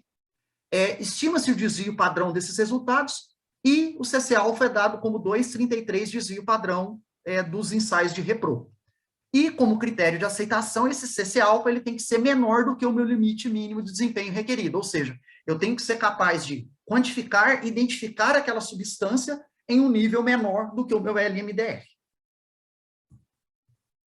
Feito isso, né, pensando que eu fiz toda a validação, estimei os parâmetros de reprodutibilidade, recuperação, faixa linear, CC-alfa, e todos esses parâmetros, né, passaram frente aos critérios estabelecidos, esse grupo de analíticos, ou essa substância, ela passa para o programa de monitoramento, assim como já bem detalhado pelo Arilson na apresentação anterior. Então, entra no sorteio, são feitas as coletas das amostras. Essas amostras, então, são recebidas numa unidade de recepção de amostras no laboratório, onde é feita uma avaliação documental e condições de recebimento, verifica-se temperatura de recebimento, que tem que estar em conformidade com os critérios estabelecidos, verifica se não houve ou há evidência de violação de lacre, verifica-se a condição geral da amostra, e ela estando ok, então ela é encaminhada para o laboratório, onde ela vai entrar em rota de análise. Então, ela passa inicialmente por um preparo inicial, né, que a gente chama de homogeneização, que pode ser uma trituração, quando eu estou trabalhando com matrizes sólidas, músculo, fígado, por exemplo, ou uma homogeneização e centrifugação quando eu estou trabalhando com líquido, aqui principalmente leite e urina. Posteriormente, então, essas amostras, as alíquotas dessa amostra, entram na parte do preparo analítico, que de forma bem resumida seria uma etapa de extração com posterior cleanup. Atualmente, aqui no LFDA, na Unidade de Resíduos e Contaminantes do LFDA em São Paulo, praticamente todos os métodos que a gente usa para análise de resíduos de medicamentos de drogas veterinárias de uso proibido, a gente faz a extração por meio de catchers, que basicamente é fazer uma extração com acetonitrila, transfere-se a uma parte desse solvente extrator para uma segunda etapa, onde se adiciona os agentes para fazer o cleanup, que pode ser geralmente uma combinação de C18, sílica C18 e PSA, ou um dos dois. Isso vai depender muito da composição da minha matriz. Por exemplo, se eu tenho matrizes mais com teor de gordura mais alto, geralmente eu uso C18 e uma quantidade maior de C18 para tentar limpar, tirar parte, né, principalmente dos lipídios e ácidos graxos presentes nesse extrato. Feito essa parte de preparo, então, esse extrato é secado, concentrado, então, ressuspendido em solvente adequado e vai para análise instrumental. Atualmente, todos os métodos de análise de resíduos de medicamentos veterinários, aí, seja os permitidos e os proibidos, que é o foco aqui da nossa discussão hoje, eles são feitos no LFDA em São Paulo por cromatografia líquida, acoplada à espectrometria de massa, no caso, massa-massa.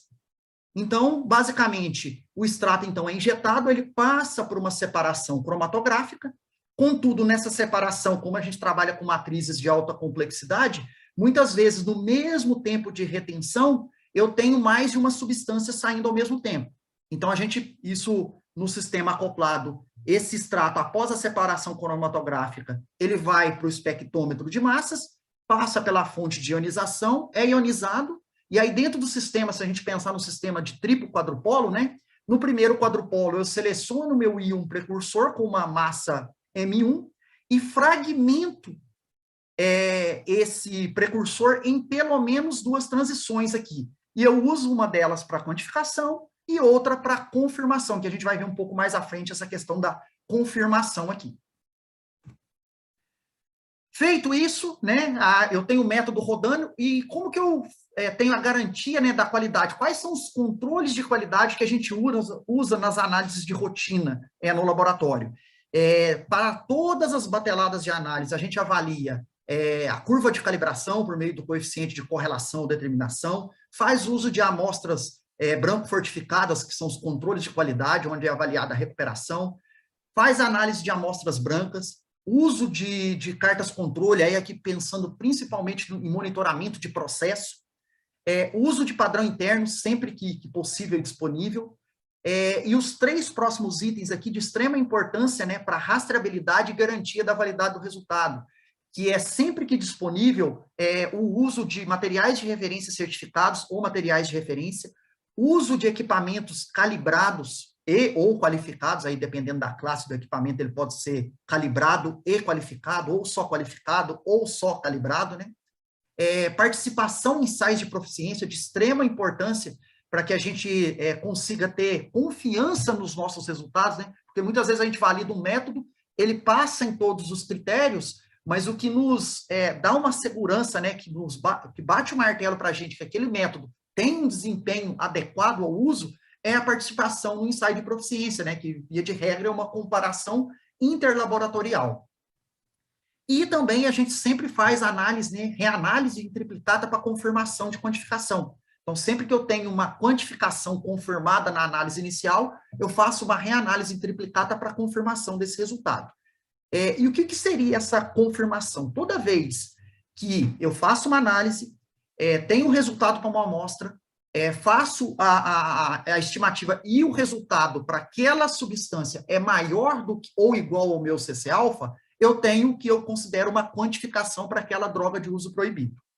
Só que muitas vezes essa quantificação é um número que eu tenho, mas às vezes pode ser eu ter apenas um interferente, que porventura saiu naquela amostra, naquele tempo de retenção, e não é a minha substância de interesse.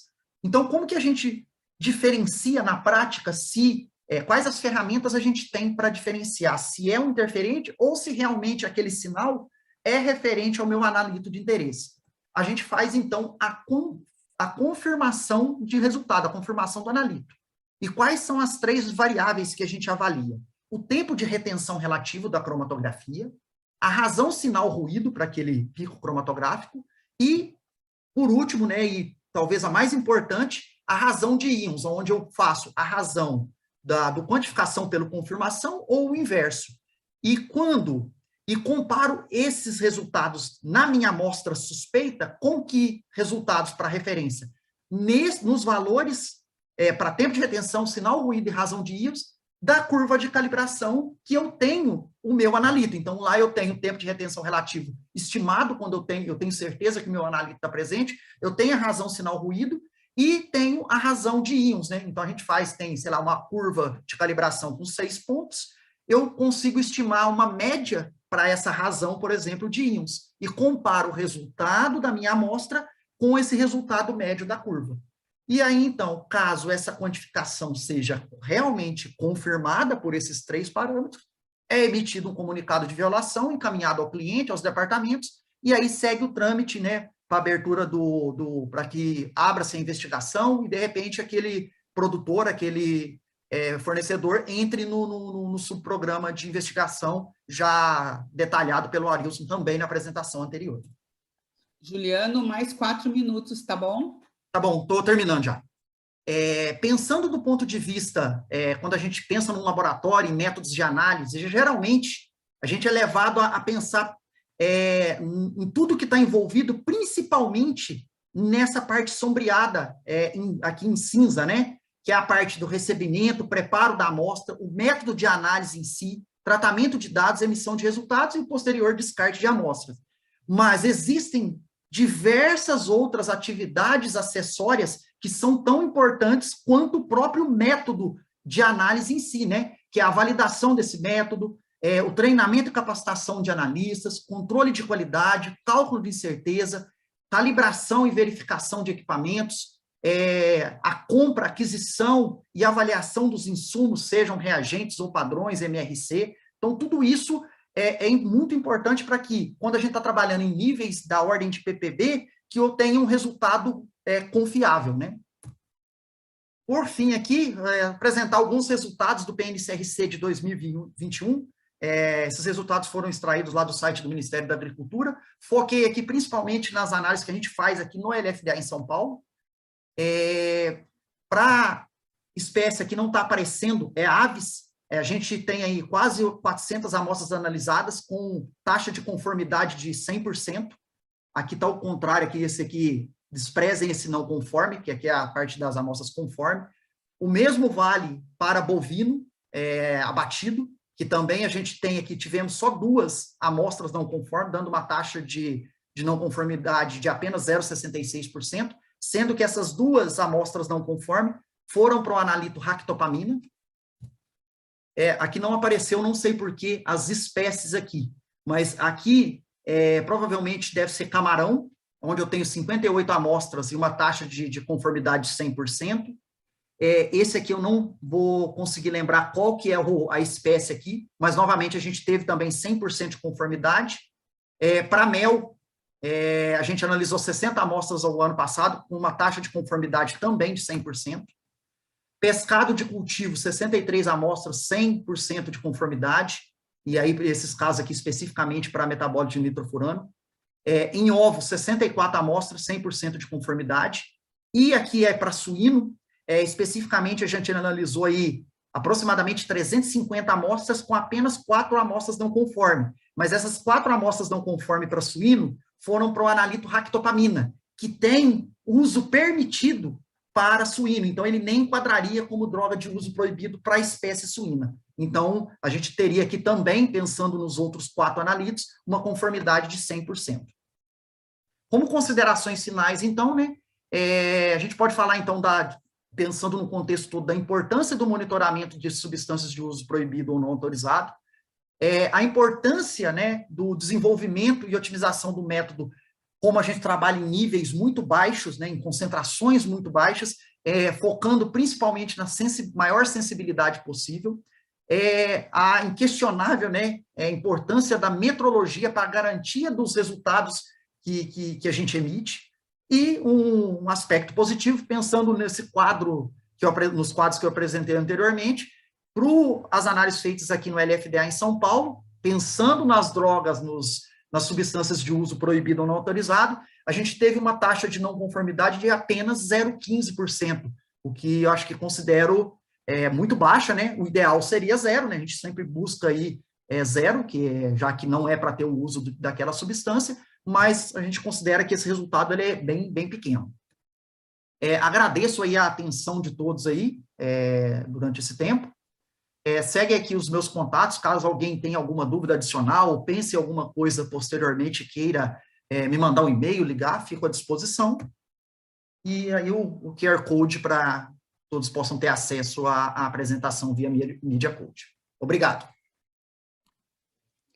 Obrigada a você, Carlos, Juliano, ótima sua apresentação, gostei muito ali do CC-alfa, o conceito de CC-alfa, eu trabalho bastante com validação, mais de métodos bromatológicos, e é um enfoque totalmente diferente, porque você não pode ter praticamente nada, né? Então, é muito complicado, eu sei a dificuldade das técnicas, né? Exatamente. Pessoal, então eu convido agora o retorno de todos os palestrantes. Nós temos 2 perguntas no chat para serem respondidas. Né? Você consegue, eu acho que você tem, Juliano, que parar de compartilhar a tua tela. Deixa eu só ver um negócio aqui. É porque eu parei, parece que ele tinha compartilhado a outra tela também. Deixa eu... Só um minutinho. Porque quando eu clico aqui no Share Screen, ele está dando uma outra opção para eu compartilhar, mas ele já está compartilhado.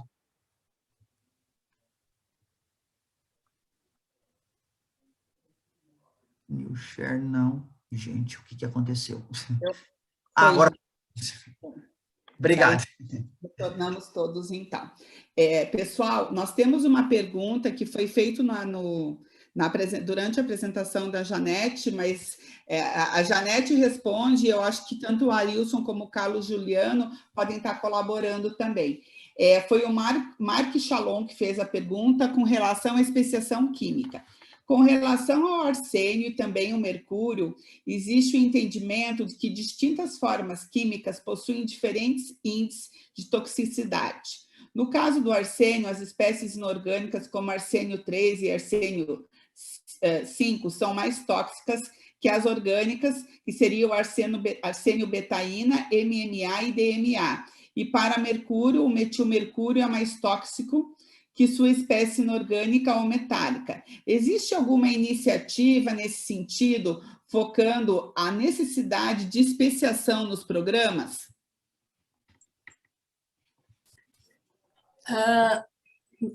Hoje, no momento, a gente não faz especiação das espécies inorgânicas, nós estamos adquirindo um equipamento, quer dizer, foi adquirido um equipamento no final do ano que está em fase de instalação.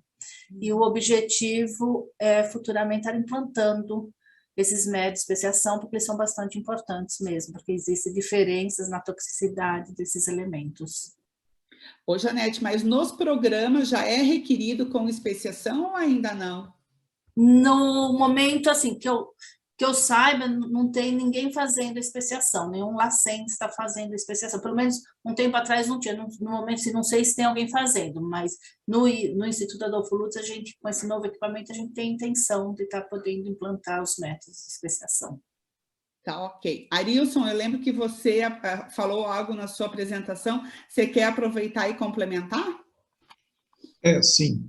A especiação, tanto de arsênio quanto de mercúrio, são métodos bem complicados de desenvolver. No fundo é isso.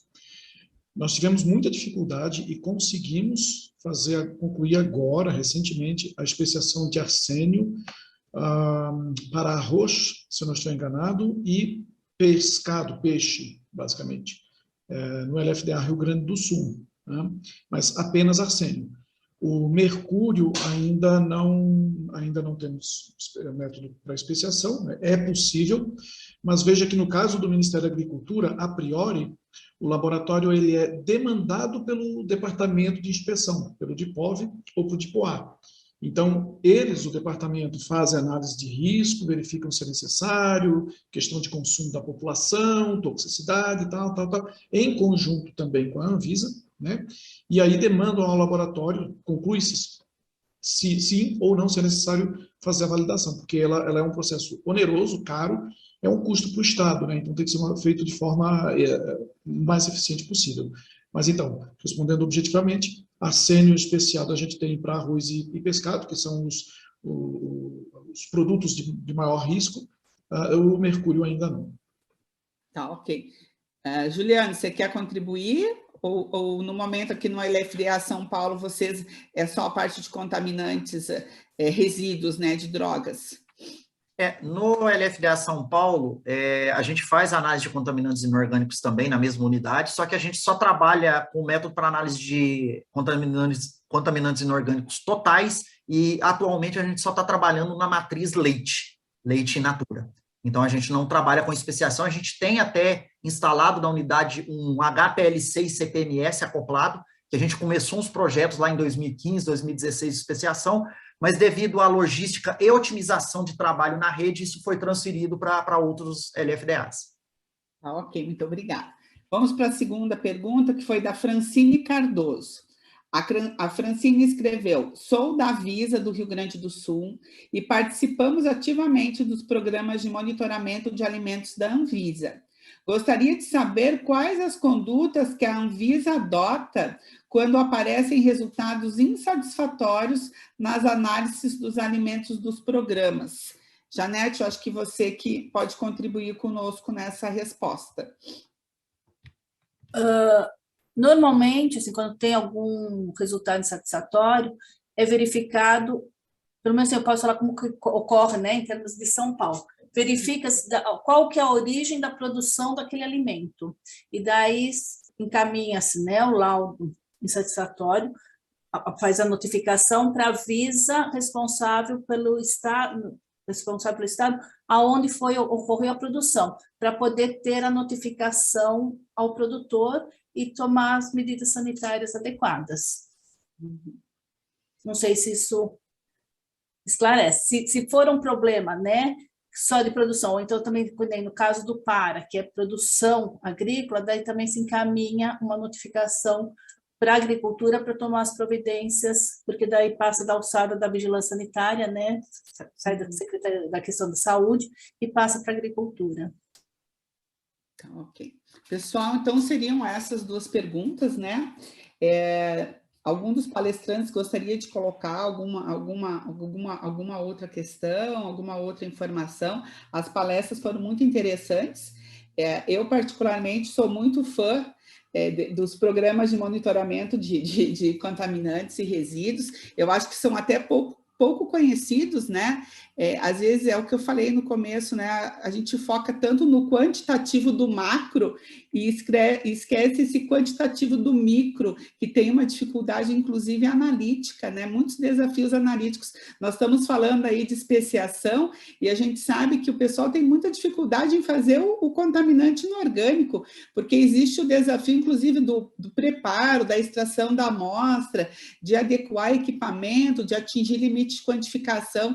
Então, assim, os desafios analíticos para um químico analítico dá trabalho, né? Não é um processo muito fácil. Quando vocês apresentam aí, tudo fica fácil, mas a gente sabe que lá no dia a dia, para conseguir esse método validado, para né, atingir todos esses parâmetros, todos esses requisitos de validação, é um processo árduo. Então, só tenho que dar parabéns aí para os nossos palestrantes da manhã, né, de ter abordado de maneira tão ampla, né, e num tempo tão curto, né, num espaço tão curto, e passar esse rol de informações aí para os nossos participantes. Eu agora gostaria de finalizar, chamar o Celso, né? O Juliano levantou a mão. Juliano, você quer falar alguma coisa? Por favor. É só um comentário final, né, em cima do que você acabou de comentar, né, dos desafios, né, porque, por exemplo, a gente está com análise de matrizes complexas, fígado, urina, e é assim, um exemplo que eu gosto muito de citar sempre que eu tenho oportunidade, análise de hormônios anabolizantes em urina de bovino. A gente olha, a urina parece ser um material simples de trabalhar, você faz a extração, passa por uma cromatografia, onde eu já faço, além da limpeza na extração, né, no cleanup, que eu já tiro muita coisa, vou com um extrato considerado relativamente limpo, passo por uma cromatografia onde eu separo as substâncias e aí eu injeto isso num massa-massa e não um triplo quadrupolo tandem, numa alta resolução, onde eu tenho precisão de massa ali na terceira, quarta casa de massa.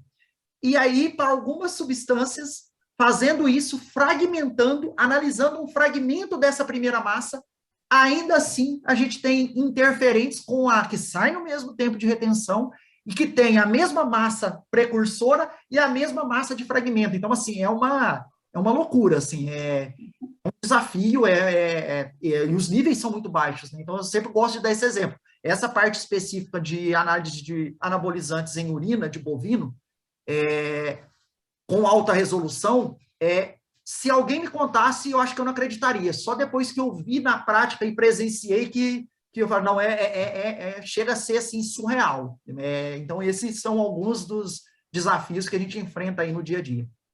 Tá ótimo, é isso mesmo. Janete, depois o Arilson também quer dar a palavra dele. Por favor, Janete. Só complementando a questão da especiação, a legislação para alimentos, em termos de arsênio, é arsênio total, não é as questões, né, as espécies. Então, a gente também fica um pouco limitado nessa questão, mas a gente tem interesse em fazer, tanto por uma questão de pesquisa, para poder verificar, né, o que está ocorrendo mesmo em termos dos alimentos, principalmente a questão de peixes, que é mais crítico. Também, assim, só complementando, né, eu acho muito interessante essa questão do monitoramento, porque o monitoramento não visa só se o alimento está de acordo ou não com a legislação, mas também é importante saber como que está a exposição, né, a exposição, mesmo que sejam valores menores que os limites tolerados, a questão da exposição contínua, o que pode gerar problemas crônicos com o passar do tempo. Você fica exposto, né, uma vida inteira a limites tolerados e, de repente, você pode ter problemas mais sérios. Então, é muito importante para poder dar esse respaldo, né, para os órgãos de vigilância, para os órgãos legisladores, estarem reavaliando continuamente a legislação. Então, isso é bastante importante. Né? Recentemente, nós tivemos a questão dos limites, né, de resíduos agrotóxicos. Eles estavam se baseando muito em termos dos alimentos consumidos, esquecendo um pouco o consumo da água, que também contribui e é um fator aditivo de resíduos. Então, precisa também, né, na questão, hoje no laboratório, a gente tanto analisa os alimentos, né, os vegetais, quanto a questão da água. Então, isso tudo tem que casar. É tudo aditivo e tem que ser considerado em todos os... né, fazer toda a avaliação da legislação. E considerando ainda que também a capacitação, né, dos técnicos é muito importante, uma questão contínua, e que todos os métodos são muito caros, e a gente tem sempre uma dificuldade de conseguir ensaios de proficiência, materiais, referências, tudo isso que é muito importante para a garantia dos resultados, né?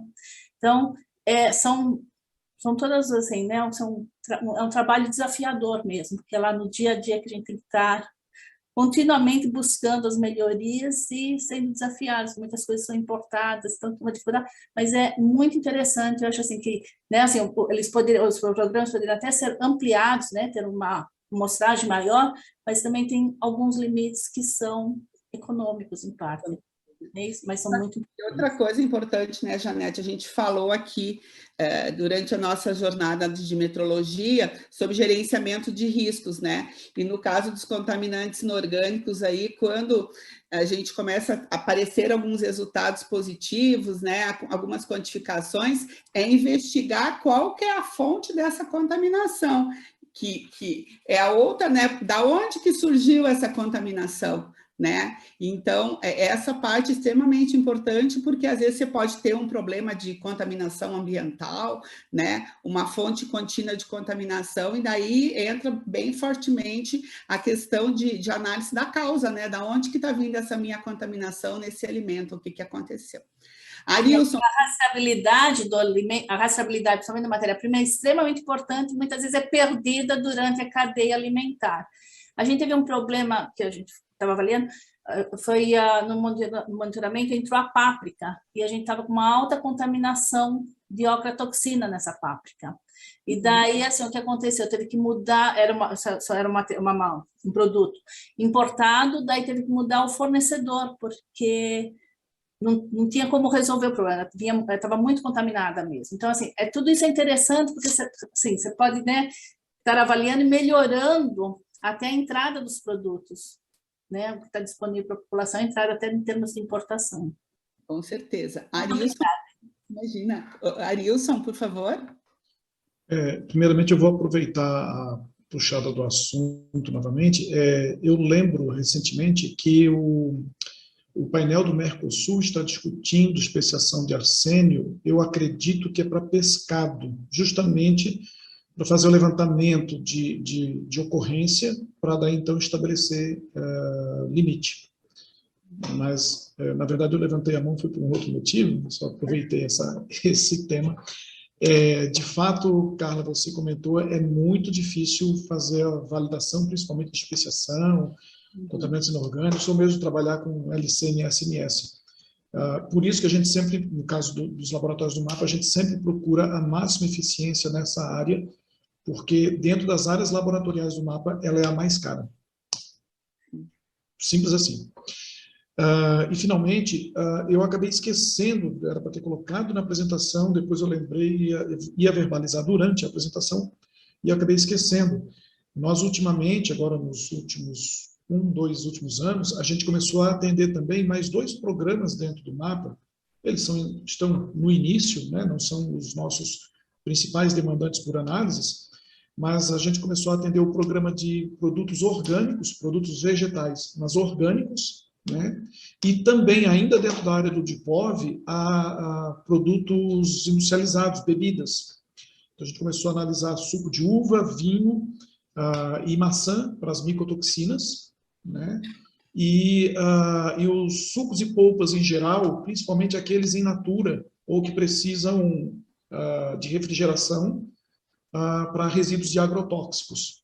Então, esses 2 programas, eles não fazem parte do PNCRC, por isso não estão na apresentação original, mas são atendidos pela mesma área laboratorial. né? Inclusive porque, por exemplo, suco de uva, o que é o suco de uva? É a amostra de uva que foi triturada, virou suco de uva, dá no mesmo. Então, para o laboratório, é como se fosse uma amostra mais de uva, entendeu? Então, o método está ali, está disponível, a gente começa a disponibilizá-lo, a executá-lo também em outros programas, em outras áreas do Ministério da Agricultura. Era só isso que eu queria complementar. Obrigado.